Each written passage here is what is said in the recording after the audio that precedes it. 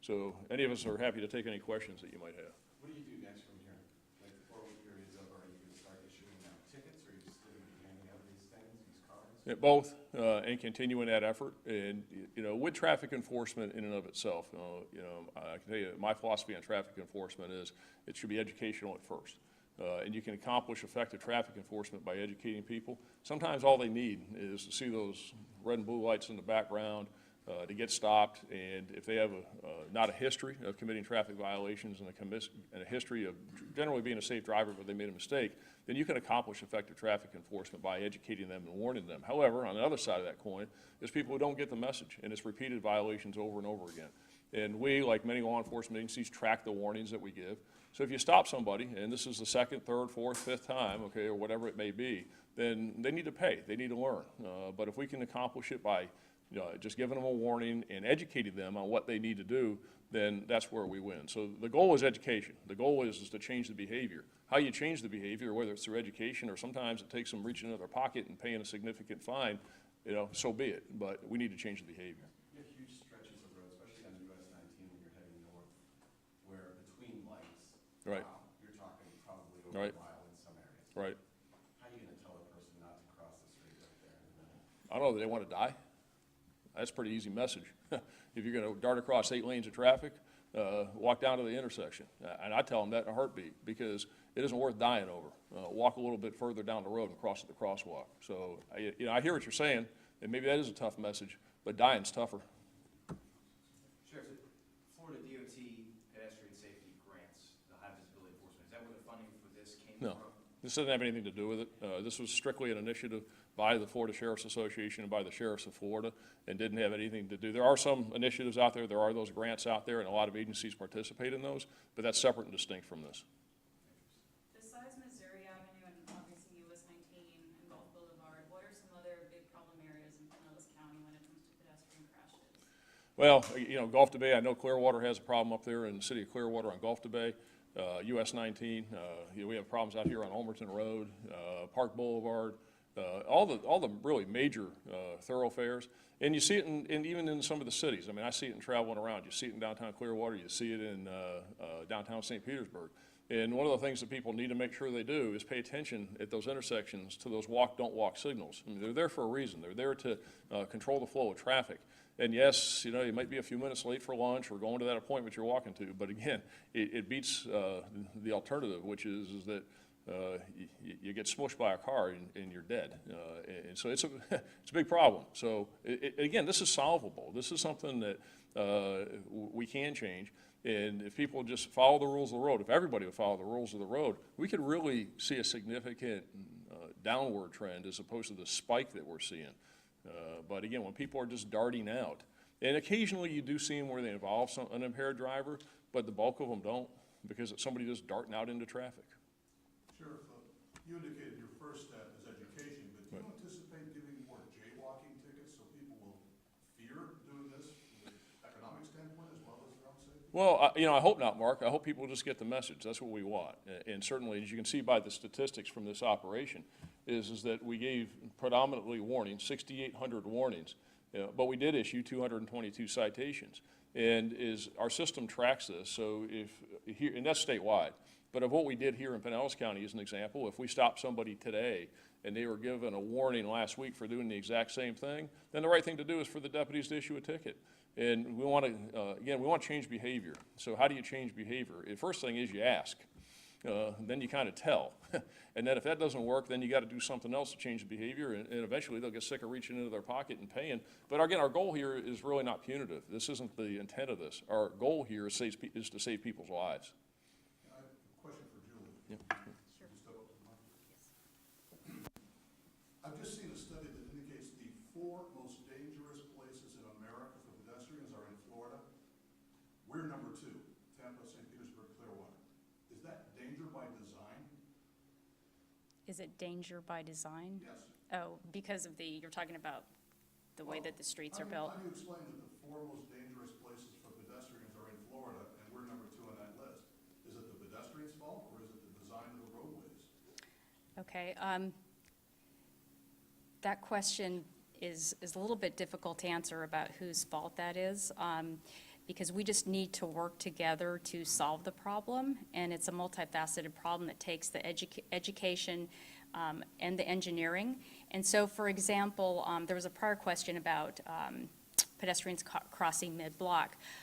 Fletcher Avenue, for example, is going under a complete streets project, and so they have put mid-block crossings that help pedestrians safely get across where they may have been crossing otherwise. So engineering is going to help with pedestrians crossing in safe areas. The education is going to help, because through our education program, we're talking to people and we're finding out why that behavior is happening. So I think to answer your question, it's a little bit of everything, and we need to all work together with the enforcement, the education, and the engineering to solve that problem so that we aren't number two. If I could follow up on that, I mean, you're with the Center for Urban Transportation. Yes.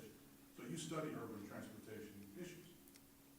How could Florida have the top 4 slots and be the most dangerous place for pedestrians in 4 different metro locations? That's a statistical anomaly that couldn't just happen. There must be a reason for that. Yeah, and Stephen, I don't know if you want to answer. I have my project manager from the Florida Department of Transportation here, but it is, I mean, we are looking at, you know, the issues that are causing the crashes, and we're looking at some new and innovative ideas, you know, the mid-block crossings, the complete streets. The Florida Department of Transportation has a campaign that's called Alert Today, Alive Tomorrow, that is really tackling that issue. And also, Florida Department of Transportation, they just adopted a complete streets policy, and through that policy, they're looking at doing things such as road diets. So the roads might become more narrow than wider. And so they're looking at, you know, why are there crashes on certain streets? So they are looking at that, and they're trying to figure out, you know, do we need to lower the speed limits? Do we need to put mid-block crossings in? Because yes, we do have some dangerous areas here. We do have a high pedestrian crash rate, and we're looking at all the reasons that those happen, and we're looking at ways to fix that. Because, you know, Florida, you know, we have a lot of large highways, especially around the Tampa Bay area. And so sometimes that's difficult for a pedestrian to get across. So the sheriff was talking about how pedestrians may cross mid-block, and they're trying to fix that problem. Well, these mid-block crossings can help, because pedestrians are going to cross where cars expect them to. Lowering speed limits is another big way to help this problem. So I guess there are lots of reasons why that we are in the top position, but the DOT is looking at ways to lower the pedestrian crashes, but it's hard to answer because it takes all of those solutions working together. And if you look at the reason why, some of the reasons why, you know, we do have large roadways, we do have lots of exposure where pedestrians are out walking because we have great weather. There are lots of different reasons why we're in that position. And we are looking at ways that we can, you know, look at the behavior and figure out the best way to solve that. So Stephen, I don't know if you wanted to comment also. I'm putting you on the spot. Yeah.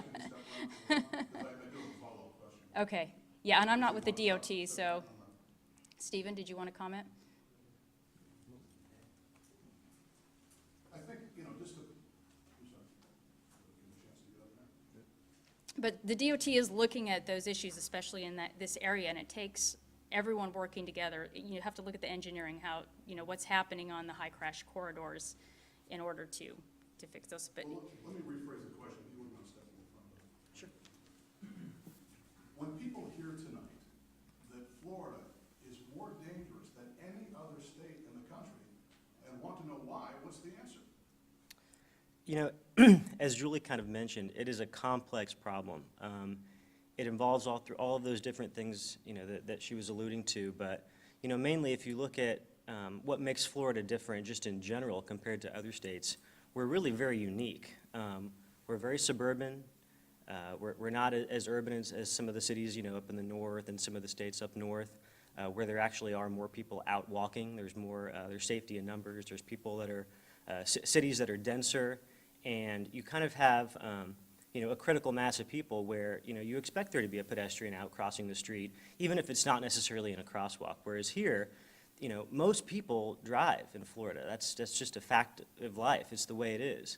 And then to kind of add on to that, there's a very large percentage of people that are not, able to drive. There's a large percentage of the population. So there's a lot of children and there's a lot of elderly and people that, are seniors and are above the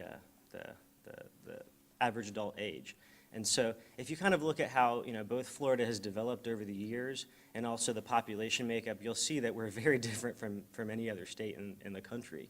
And I think you'll find that some of those factors also play into it, in addition to the engineering and the education and all that stuff too. I think it's great that the sheriff's office has taken this initiative and is taking action now, but it really seems like Florida is a bit behind the curve on addressing this problem. It didn't just happen overnight. The demographics you're talking about have been around for decades. So why is Florida so slow in catching up to this problem? It's a very hard thing to change, something that is so complex. I mean, look at other campaigns, specifically traffic safety campaigns like Click It or Ticket. That took a generation to change behavior and to get people to realize that this is something that they should, consider doing. Sure, it takes you maybe a little bit of an inconvenience. It may not be something that you really want to do, but ultimately it's going to save your life and it's going to improve the lives of people that are in your community. So it's something that you should consider doing. Is it going to take more investment by the state of Florida in redesigning sidewalks and crossings and other things, maybe bridges, to make it safer for pedestrians?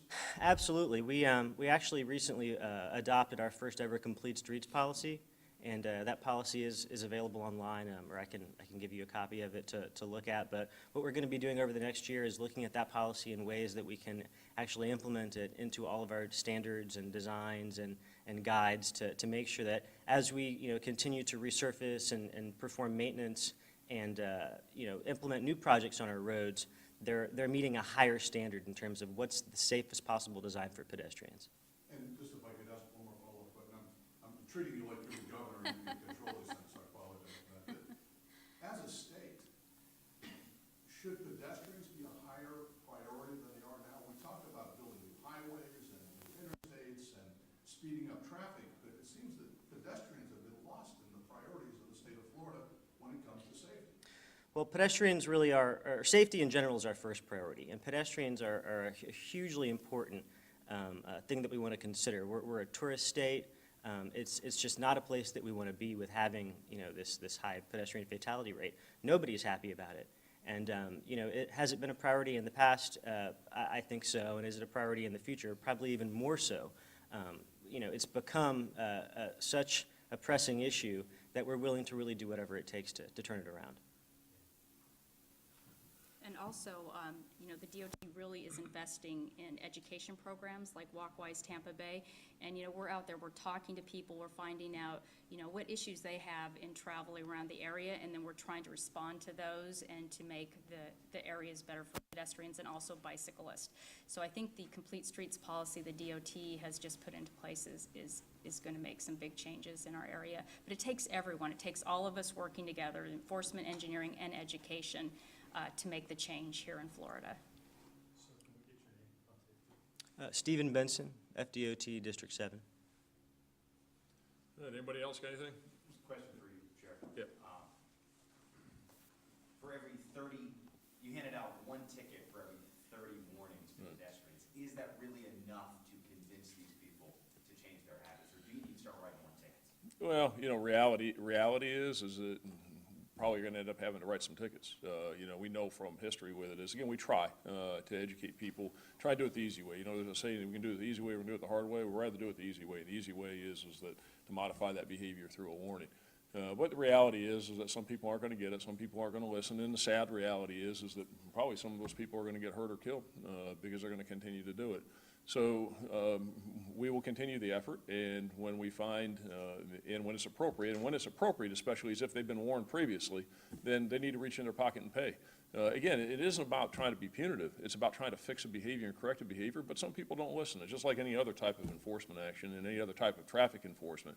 You need to slow down. You need to stop at a stop sign. You don't need to run that red light. If you got a safe driving history, and sometimes people make mistakes and, things happen, so you want to give them the benefit of the doubt, as long as it's not aggressive and it's not intentional, because people do make mistakes. But when they do it a second time, third time, fourth time, no, it's time to pay. And again, to correct the behavior, that's the whole purpose of it. Because you want to, Why? You want them to feel a little bit of pain so they think about it, right? And that's the whole methodology that we use in this. So that's why you see predominantly, because the warnings, because it was an effort at education at first. But again, you see the magnitude of the problem, so we need to keep it up. Looking at the statewide numbers for pedestrian crashes, that increased from 2011 to 13, is that also an increase that's reflected in Pinellas County? Yeah, you know, and I think we can get those numbers for you, but I believe it is, and I see it all the time. Again, as you know, as I'm looking at all the numbers and looking at the stats and looking at the data, and there's just a lot of pedestrian crashes. I mean, you know, as we know, when we talk about, you know, we've had so many here in Pinellas County, and in the Tampa Bay area. So, yeah, it's representative from what I see, yes. Yeah. Anybody have anything else? All right, we appreciate you coming. Thank you.